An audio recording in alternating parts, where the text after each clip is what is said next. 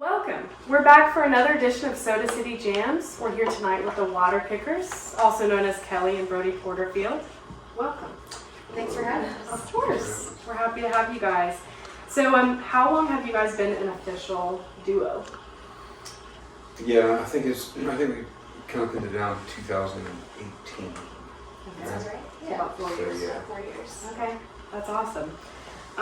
When did each of you individually start singing, songwriting, playing guitar, all the things? Man, I've probably sung since I was 4 or something.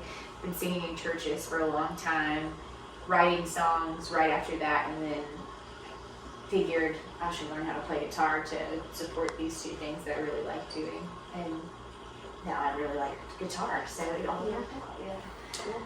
Yeah, I mean, I'd say, in my teens, I started playing guitar seriously. I think I was 14. And Did you take lessons or were you self-taught? Yeah, I took lessons. I took lessons from, I have a long list of, guitar instructors that I took from a little while, and then I was too embarrassed to go back because I wasn't doing my homework, so I just go and find another teacher a couple years later. But Ted Gandy at Sims. I can't remember the other guy, but it was the Sims in the old over by Circuit City, over across from Bud Ruckers. And did singing just kind of accompany that? Singing, I mean, I kind of consider myself to still be, dipping my toe into singing.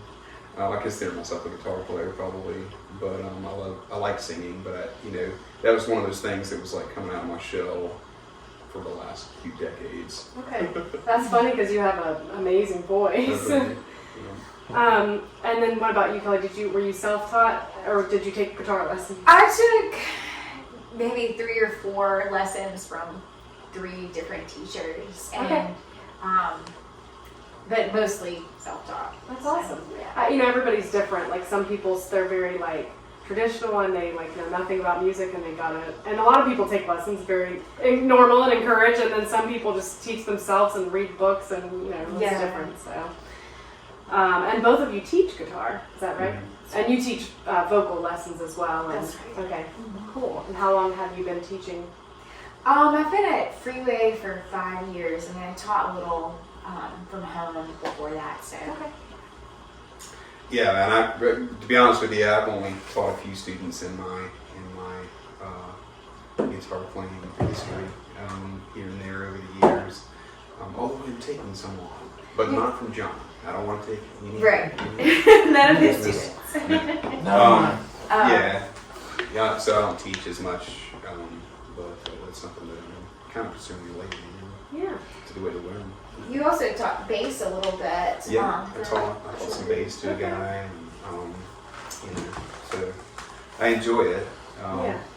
But she's got a lot of students. So. Okay.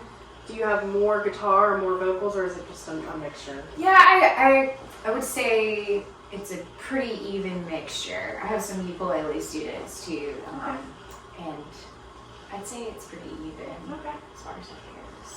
Cool. Well, that's so cool that you both are sharing your creative expression with others. I think that's awesome. What was your first guitar?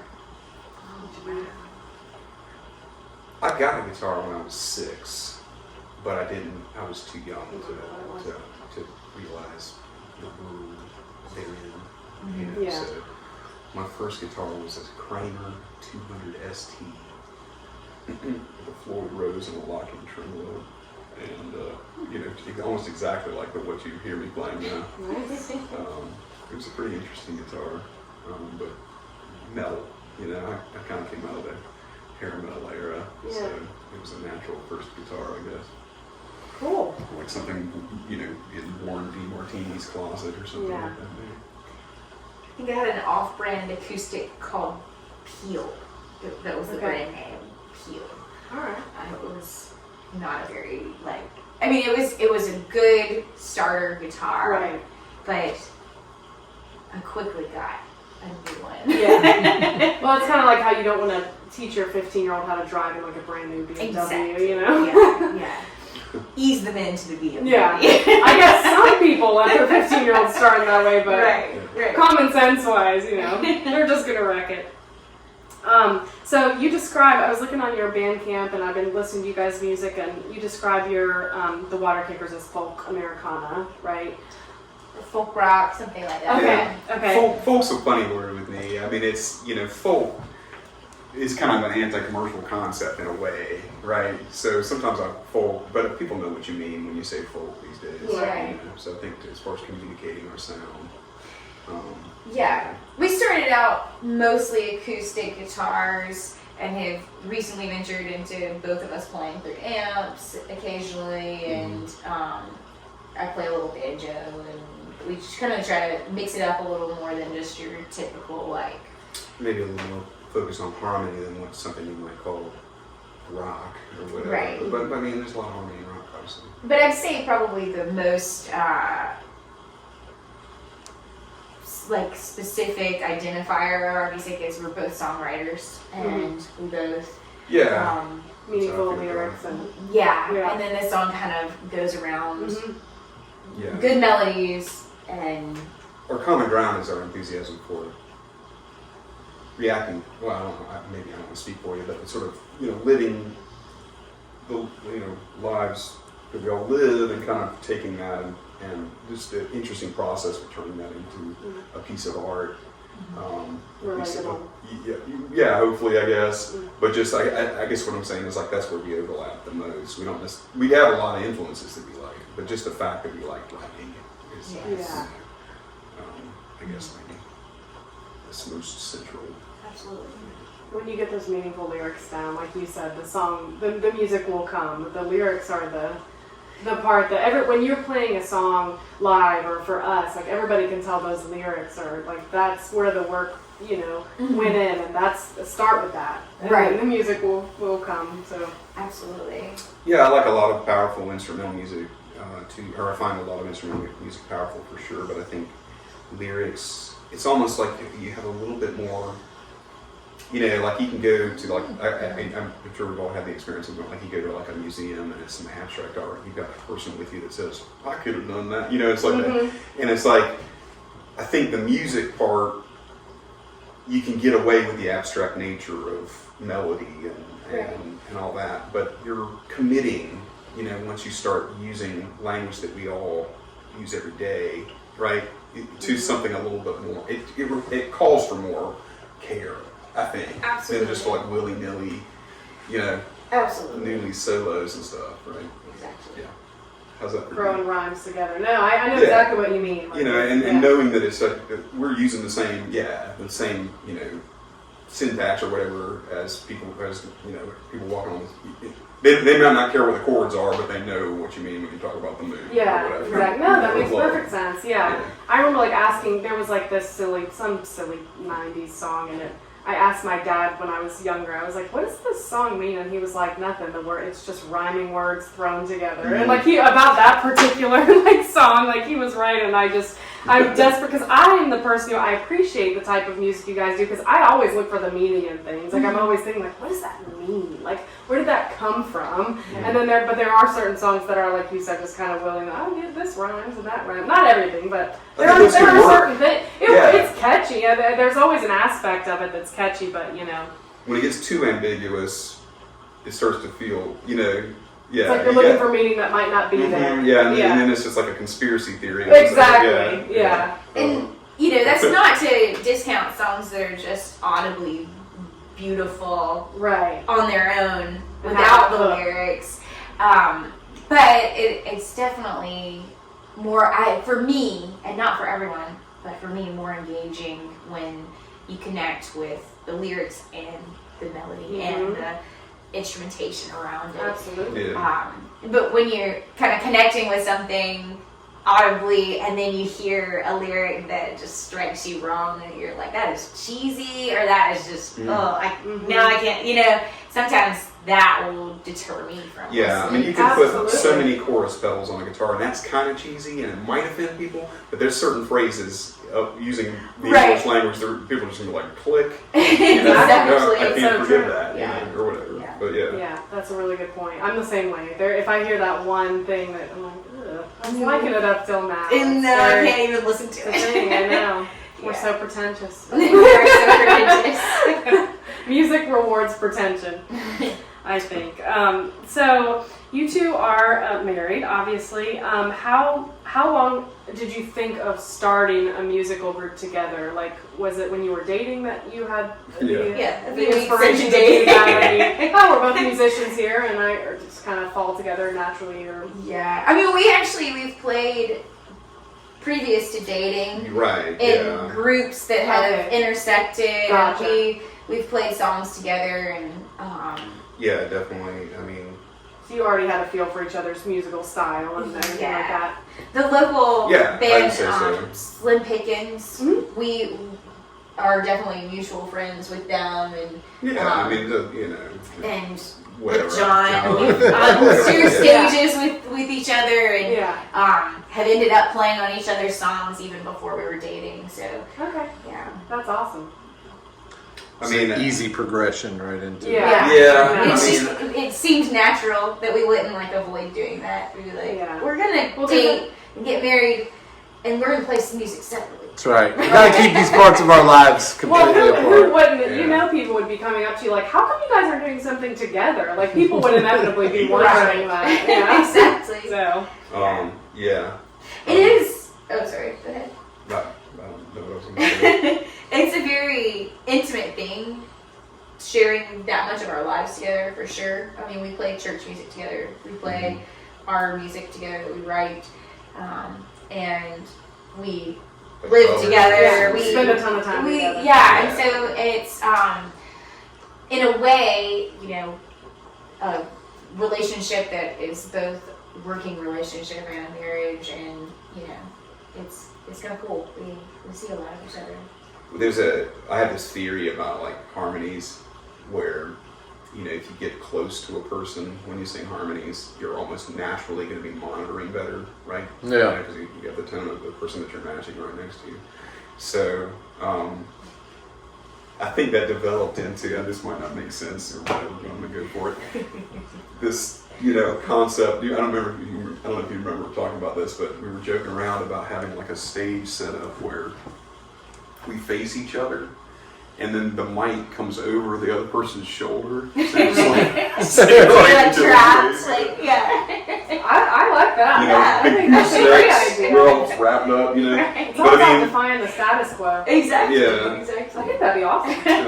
so Next show. there Just you let go. people react to it how they react to it. Just do it and, Yeah, and be like, what? and let people think. The what sound it- guy? Yeah, exactly. You've never done this? You've never seen this before? Yeah. This is normal. Yeah. That's right. But yeah, I mean, it is very intimate, and it's, I mean, I don't know. Yeah, it's a lot of sort of different layers where you're living. We were talking about it outside, where you have kind of interpersonal relationships with people that function, and then there's an artistic channel, which is kind of different. Right? Mm-hmm. It's like a different little channel. I mean, I don't want to be compartmentalizing my whole life, because it's all of a piece. But it's a different way of relating, and you see, I think we're privileged to see another,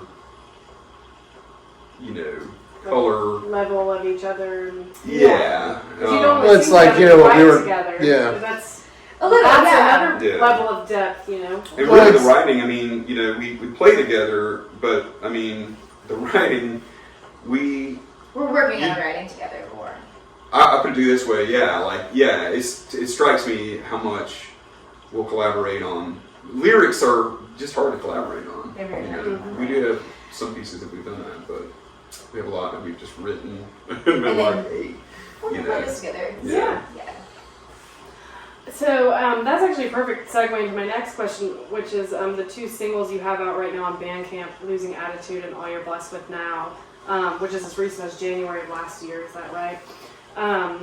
So the one you played for us tonight, All You're Blessed With Now, let's talk a little bit about the inspiration for those lyrics. Who wrote that one? I wrote that one. Okay. And that's the other thing about, it's always like, you always feel like, we're going to play one song or whatever. You kind of get a whole, different side of who we are depending on who's right now, I think. But anyway, inspiration for the song. I mean, I've come a lot, probably a lot of things in my life have changed pretty dramatically over the past few years. Getting married, obviously, is a big step, but I've also come a lot closer to God, and been worshiping God a lot. So, if you would have asked me 10 years ago if I saw that coming, actually, for whatever it's worth, not to get too off the subject, I would have been like, probably not, Mm-hmm.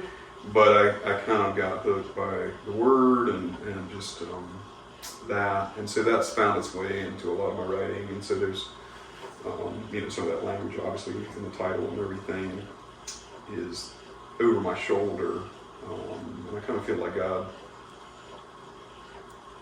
is always over my shoulder as I'm writing. I mean, I do believe that, but there were things that I wrote in the past that I didn't recognize it was over my shoulder. But anyway, so what's the song about?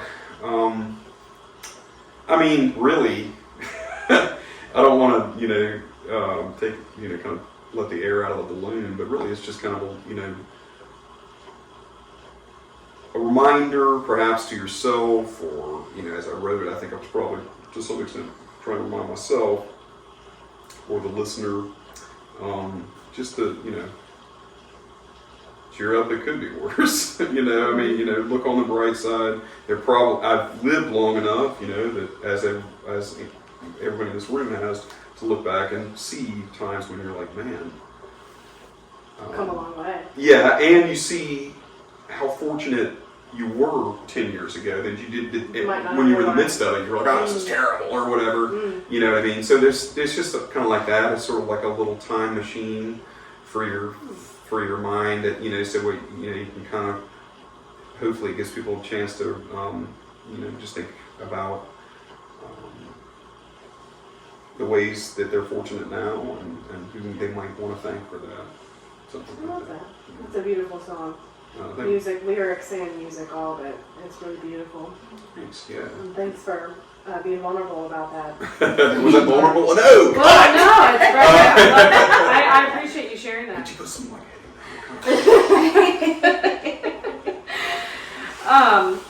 So, Brodie, I know you have some various art mediums. You're a photographer, as well as music. So, is photography your primary career? It is. I mean, I know, like, when I first became friends with you on Facebook, your Facebook bio said photographer, so I guess I assumed. And obviously, you're fantastic at it, and you're pretty busy with it, right? Like, you photograph a lot of looking to be busier. musicians. And you photographed us. You photographed Link in the bio. Jams. Yeah, that's right. That's your information. Well, how long have you went to college for photography? I did. Right? Okay. Yeah, I went to a photography school up in Dayton, Ohio. Okay. And then I worked as a portrait photographer up there for about 12 years. I don't know, I mean, music is, but, right now, I'm kind of taking work in both music and photography. And at the moment, lately, music has been kind of, doing the bill paying or whatever. Yeah. Or helping. Right. Well, that's great. If music can help the bill paying, Yeah. you've won at life at that point. That's Yeah, fantastic. we definitely feel blessed lately. We've had several gigs that have surprised us, and That's great. that's what we want to happen more. Absolutely. Absolutely. Absolutely. But yeah, photography, is a skill set that really I just kind of, when I moved back here in 2006, I didn't get, I ended up taking a whole different career path for a while, selling flooring. And really that just ended last year, so I've been kind of trying to build up, my brand as a photographer. And you do a lot of music. You photograph a lot of musicians. I mean, that's, So they that's just intersect in a way. right, that's just like kind of, I mean, I grew up, looking at Rolling Stone magazine and, all the great photographs in there, and that's the kind of stuff that, and obviously I like music, so, combine two things. Yeah. So, but yeah, so I've always kind of been,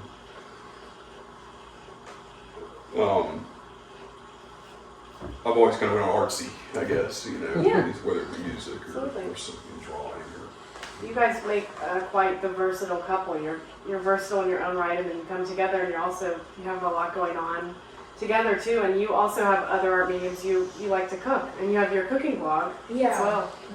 And Brodie helps with that. He does the does the photography photography for that. Again, we're like inseparable. Yeah, I know.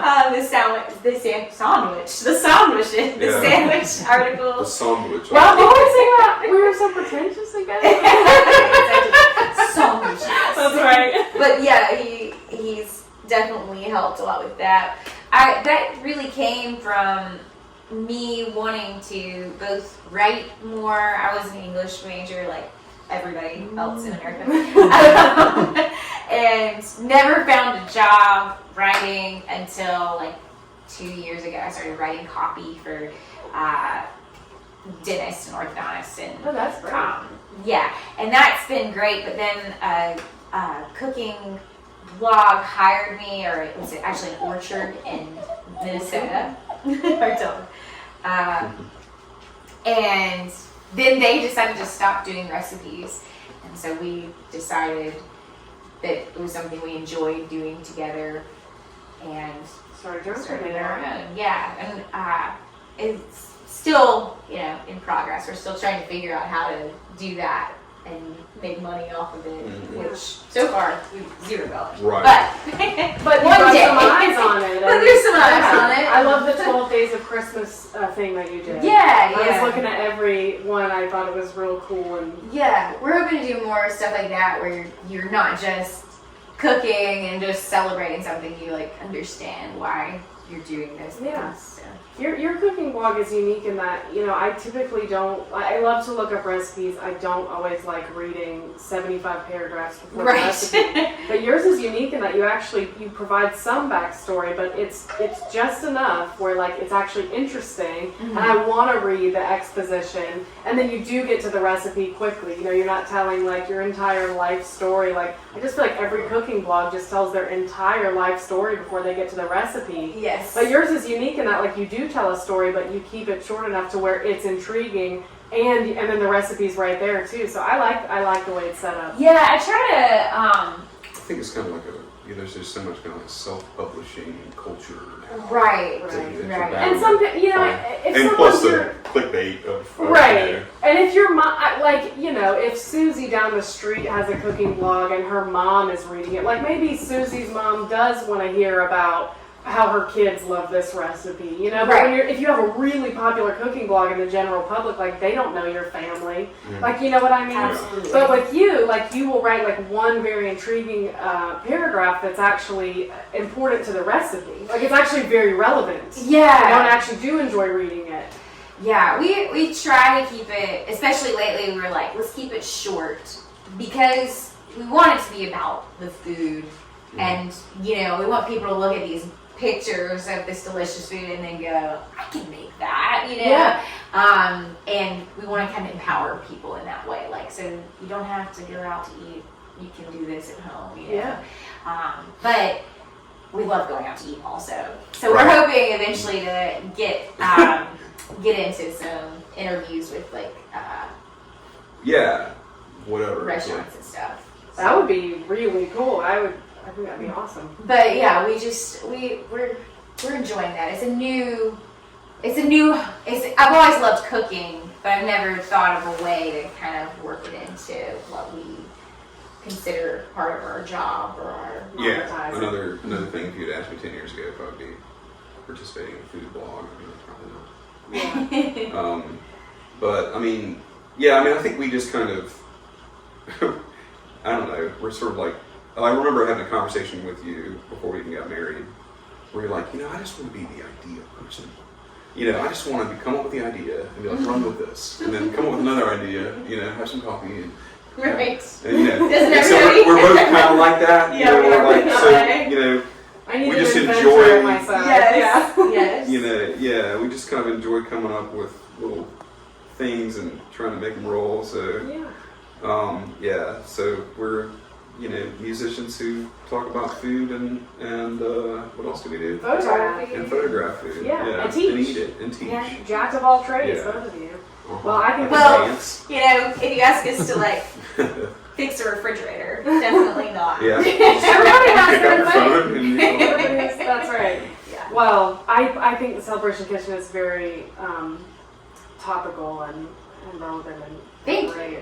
And I also love the cocktails too. I was talking about that earlier. I love the cocktail recipes. I think they're great. Yeah. Like the story when you did the bourbon and Coke one, and you did the paragraph about how that was your study drink in college. Yeah. I thought that was great. Like I just thought that was really interesting, and I love the way you made the cocktail too. Yeah. I definitely would be drinking it in the library at Yeah. college and did not know that was illegal. So, you know, when I found that out You after show up. college, Yeah. I felt kind of guilty. and Just, just- well, as long as you're not mixing it on the table with your That's ice right. bucket. You got the cocktail shaker, and you're Yeah. attracting people to your Selling it. That's to right. That's right. Who wants a cocktail? You know, and it inspired your food blog later, so it worked out. Absolutely. That's right. It's cool. So this is maybe a cheesy question, but is there one particular person or musician with whom you credit the desire to start singing or playing or songwriting, or is there one? And I know everybody has their favorites. You know, nobody has just one favorite, obviously. But I mean, is there one particular musician that you're like, that's who inspired me to do this or that? I mean, you know, I'm almost like second guessing my memory in a way, you know, because it, you know, obviously there were many points of inspiration along the way. Everyone's different. I liked a lot of music, but I can remember when I wanted to start playing and writing. Because I was watching Help, and it was like John Lennon playing "You Gotta Hide Your Love Away," and I was just like, I want to do that. Okay. Yeah, like, And I some had people a- have a distinctive memory, and some people don't. It just kind of all came together. So I'm just curious if you did have one distinctive thing or not. I mean, there's no right or wrong. But there is a wrong. Yeah. Well, yeah. I mean, you know, my mother was very influential on me as an artistic thinker. Yeah. Whatever. And she listened to harmony groups like, you know, Peter, Paul and Mary, the Chad Mitchell Trio, Kingston Trio. You know, pretty, you know. Crosby, Stills, and Nash. She didn't get that rough. She didn't get that She went with the, you know. No, I mean that's not, you know, what I mean, but she didn't. Yeah, She didn't yeah. really. If it was rock at all, really, she didn't listen to it, except for the Beach Boys. Oh, yeah. Well, there's definitely a lot of harmony in Exactly. that. But yeah, she did a lot of vocal groups. You know, the Letterman. So somewhere in there, like I think Peter, Paul and Mary have "There Is a Ship," right? That might have been one of the first times I heard a song, a recording of a song with acoustic accompaniment. You know, because this would have been about the same time that age that whatever, you know, moving pictures like Rush was coming out or whatever on the radio, or you know, the Jay Giles band or something, but or whatever that I might have heard just, you know, going roller skating or whatever. But like that was the first time I was like, oh, this is a person holding an instrument and is self-contained. So maybe that something about Peter, Paul and Mary or something like that for me. Okay. And I don't really, you know, I still am flabbergasted by how awesome they are, but there's a lot of other influences. And, Right. It evolves as you go too. There might be a particular influence when you were a certain age, and then it evolves into a, Yeah. there's so many inspirations. yeah. I think like my earliest influence was just church, just singing hymns in church and hearing people sing in church and seeing them play in church, and then I started singing in church and realized I really want to be able to play and sing, be on my vision by myself with no extra help. And I remember that song in particular was one that inspired me. I was like, I have to learn how to play bar chords I have to get good enough on guitar to play a bar chord so that I can play Beat on My Vision, and then I'll be happy. Okay. I'll be set. Very determined. Yeah, and then of course after learning that, I was like, no, let's keep going. This is great. This is so much fun. So get the ball rolling. yeah, exactly. But so it wasn't necessarily like one particular person, but I just remember like that was kind of what influenced me the most. And then, you know, as I got older, definitely listening to, you know, acoustic folk music, just people, I'm like, oh, I definitely want to do this. Yeah. This is great. Yeah. I kind of had like the music I was getting from my mom, and then I had the music I get from my older brother, which was like what we were talking about outside. Yeah. Like Guns N' Roses. Jeff Beck, and, Yeah. stuff like that. So, but yeah. You know So what I'm they just say, trying to throw that in there so that, Yeah. so that I got some rock. Get some That's street right. cred. Yeah. They There's say- some Janis Joplin in my Oh, yeah. my background. That's probably a big influence also. They say like it takes a village to raise a child, you know. It's like I think of that like with musicians, like it takes a village of different musical inspirations to form you into the musician you are today. And obviously as you continue to play and sing, there's always you discover new artists and you get inspired by new things all the time, I'm sure. Right. So Yeah, it's kind of sort of an ongoing story, yeah, basically. yeah. Yeah, it's fascinating that way. Very, Oh, sorry. very rewarding thing to get involved in. Yes, absolutely. What do you two, being that you are each other's, musical companion, and you've sang in groups and shared stages with all different local musicians, what do you think are the most valuable traits in a musical companion? That's a great question. I have a kind of a stock answer, but I believe in it. Well, don't hold me to this. No. I think listening. I think I always, if I remember to not listen to what I'm doing as much as I'm listening to the other participants on stage, or that can get into some really difficult politics if you're constantly listening. But you know what I mean, like because you want to.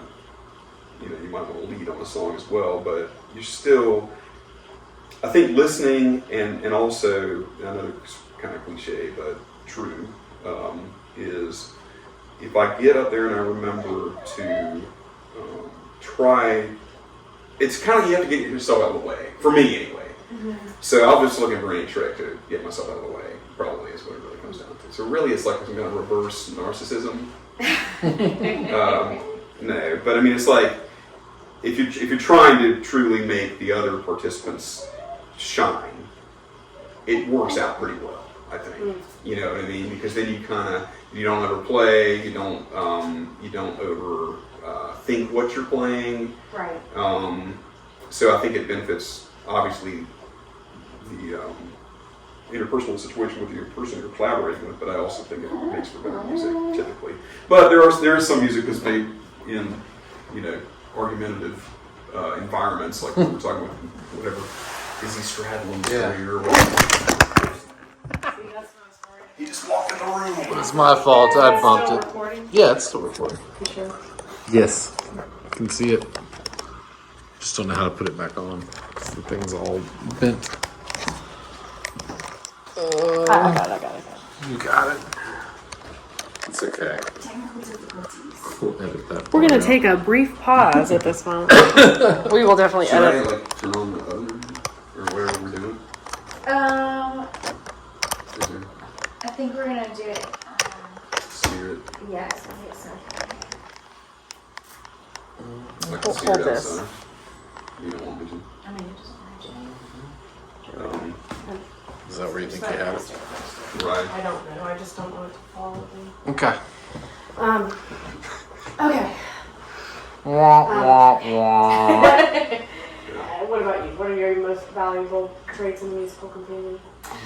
I think just someone that is valuing an enjoyable experience over perfection. And I think everybody I mean, we have days where one or both of us is like obsessing over a part, trying to learn it. Of course.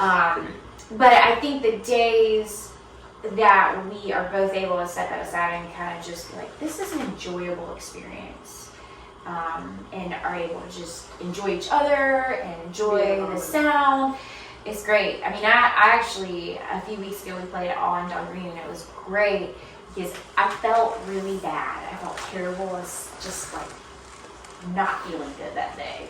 Gross feeling. And Brodie was like, just Totally ignoring her.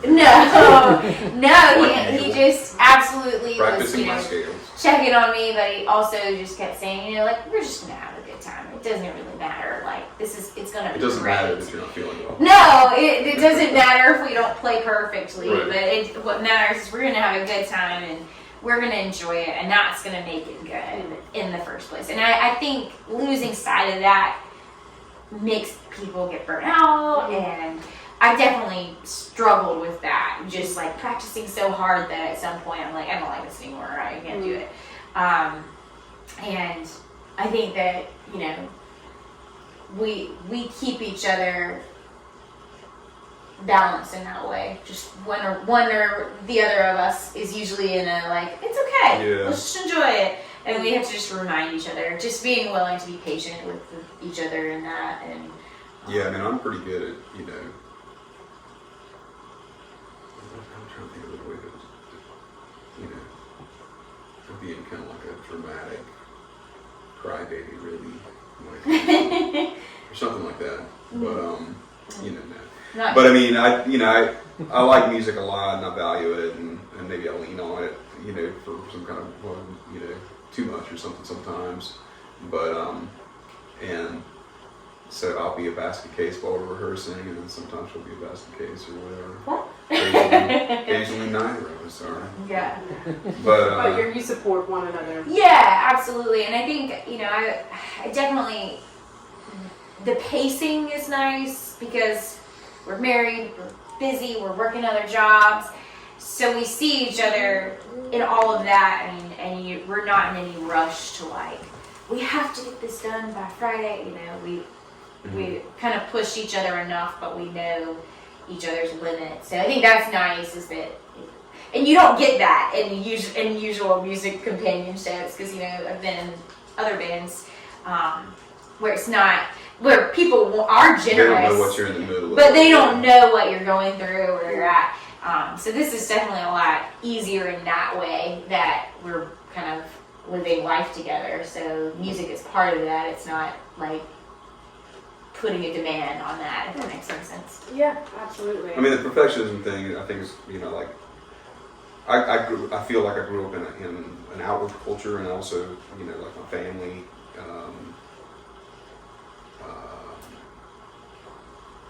values the concept of excellence. Oh yeah, absolutely. You know, and also, you know, just growing up in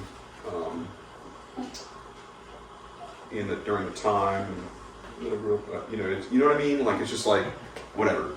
The moonshot, you know, the greatest, most well-engineered automobile of the 20th century. These kind of thoughts or whatever. So, the greatest album. I don't want to make the album. I mean, the greatest album. You know? Yeah. And so striving for perfection. Yeah. So it's just like, It's but good. it really is more of a cultivation thing, you know. And that's, so it's kind of like, I make metaphors out of everything, usually cheesy ones, but like, it is kind of like, it is like cultivation. It's like maintaining and seeing what this next season brings and things, and having a long view, and not worrying about the fact that, you know, I played a flat 7 when I shouldn't have. Right. Yeah. I think that perfectionist is in all of us somewhere, especially as a musician. I mean, I think that's just a natural part of being a professional musician, is that perfectionism. But I think like, you have to be setting a bar. I mean, you don't want to go over there and waste. Music takes time. You know, Absolutely. you have a responsibility to, you know, if you're gonna ask somebody to give you their time by listening. right, If you it want sucks, to be good. Right. You know. Yeah, and I think like what you said, it is so profound that like if you are enjoying yourself, like that will radiate, and it sounds cheesy, but the audience will catch on to that if you are having a good time on stage. Absolutely. And obviously the music speaks for itself, and the music is great, but if you yourself are enjoying yourself on stage, the audience notices, and they pick up on that. Yeah. It's like you influence their energy. There's a, what's his name? Is it Lily Watson? What's his team I'm talking about? He plays with, I can't remember names right now. We went and saw them in Nashville. Oh, the This is Wood terrible. Brothers? No. Oh gosh. Oh, yeah. Gillian Welch. Gillian Welch. He occasionally plays with Gillian. The one with the hat. I think it's Willie Watson. But there was just this one particular song he played on with them, and when they played in Columbia, actually. And he got up there, and he was just strumming a D chord and just smiling as big as he could. And it was like his part wasn't even like necessarily necessary on that song. He was just, and he's a great guitar player, so he can do lots of fancy things. But he just looked like he was having the best time playing that D chord. He was smiling huge, and I was just like, that is what I want music to always feel like. Yeah, that right there. I want that smile to be what I feel like when I play music. Yeah. My friend Eric, sorry. No, go for it. My friend Eric says every time he sees Rudy Shanker from the Scorps, Yeah. he's like, he's just looking at the crowd. contagious, right? Yeah. He's like, I'll buy a ticket to that. Yes. That's like a good time. Oh. We are opening for Happy the Spoon Lady. I think that's been. That's confirmed. right. Yeah, on July, and I'm gonna look at my I actually phone. know who that is. Yeah. I found her YouTube channel randomly one time. Yeah, pretty interesting. Is she local? No. Looked like she was like in the Ozark Mountains from the videos or I something. remember, I want to say North Carolina, but Yeah. yeah.